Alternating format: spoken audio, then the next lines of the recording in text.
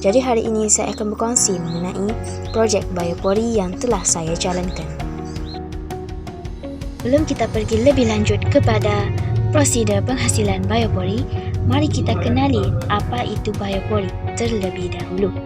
Biopori adalah lubang resapan yang dibuat secara vertikal ke dalam tanah dengan kedalaman 100 cm dan diameter 10 cm.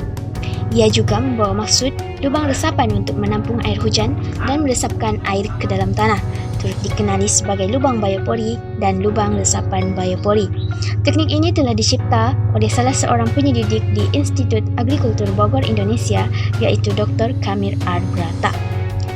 Teknik ini telah mula dijalankan di Indonesia dan di Kota Malang. Teknik ini telah berjaya, iaitu di Kampung Belintung. Kini, Kampung Belintung ini dikenali sebagai Kampung Wisata Biopori. Antara kelebihan biopori adalah dapat mengurangkan fenomena banjir. Seperti yang kita sedia maklum, Malaysia sering berhadapan dengan isu-isu banjir ini, terutamanya di negeri Kelantan, Terengganu, Pahang, Johor. Jadi antara faktor menyebabkan isu banjir ini berlaku adalah kerana tanah yang sudah ditutupi dengan jalan tar, jalan bersimen, jadi air tu susah untuk meresap masuk ke dalam tanah. Dengan melaksanakan projek biopori ini, sedikit sebanyak sebenarnya dapat membantu resapan air itu dan mengurangkan fenomena banjir.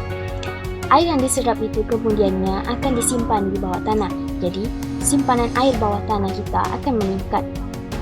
Kalau musim kemarau, kita boleh gunakan air tersebut semula. Yang ketiga, mengurangkan kuantiti sampah organik. Macam setiap isi rumah mesti menghasilkan sampah organik ni, macam sisa makanan, sisa sayur-sayuran, sisa buah-buahan. Jadi sebenarnya sisa-sisa ini sebenarnya kita boleh guna pakai semula. Kita boleh kitar semula dengan memasukkan ke dalam lubang biopori. Seterusnya, sisa-sisa tersebut ni akan diuraikan oleh mikroorganisma untuk penghasilan baja kompos. Bagi isi rumah yang mempunyai kebun kecil-kecilan, bolehlah menggunakan baja kompos ini untuk membekalkan nutrien kepada tanaman mereka. Seterusnya, prosedur penghasilan biopori. Tapi sebelum kita pergi lebih lanjut kepada prosedur-prosedur tersebut, langkah pertama yang perlu kita lakukan adalah menghasilkan lukisan 2 dimensi biopori untuk kita mendapat gambaran awal. Jadi ini adalah lukisan yang telah saya buat. Tujuan lukisan ini adalah bagi memastikan kita mengetahui berapa panjang tanah yang hendak kita gali nanti, material apa yang kita hendak guna pakai.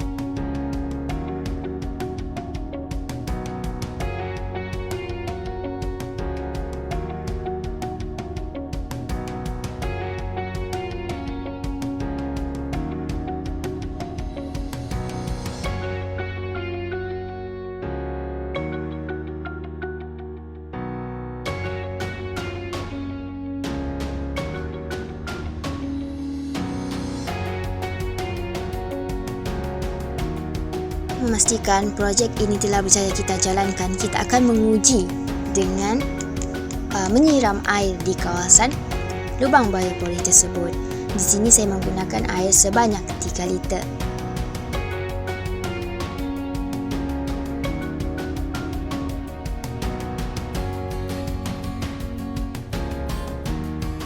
Untuk melihat perbezaan resapan di antara kawasan lubang biopori ini, saya juga turut menyiram di sekitar kawasan tanah biasa.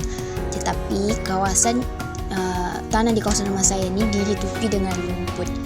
Jadi dia punya kesan tidak begitu kelihatan di dalam kamera.